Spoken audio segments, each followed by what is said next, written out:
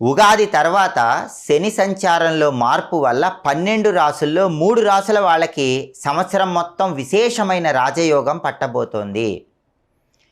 ఆ 3 రాసుల్లో మొట్టమొదటి రాశి మకర రాశి. దానికి కారణం ఏంటంటే 2025 సంవత్సరం మార్చి నెల 30వ తేదీ శని భగవానుడు కుంభరాశిలో నుంచి మీనరాశిలోకి ప్రవేశిస్తున్నాడు.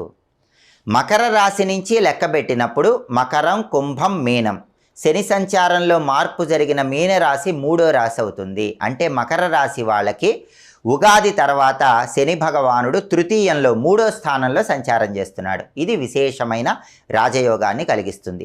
3వ స్థానంలో శని చాలా బలంగా ఉంటాడు. తృతీయంలో శని ఉన్నప్పుడు కష్టానికి తగిన ప్రతిఫలం ఖచ్చితంగా లభిస్తుంది. సోదరులతో ఉన్న గొడవలన్నీ తొలగిపోతాయి. ప్రాపర్టీస్ పరంగా విశేషమైన లాభం చేకూరుతుంది. అనుకున్న పనులు అనుకున్నట్లు మకర రాశి వాళ్ళు దిగ్విజయం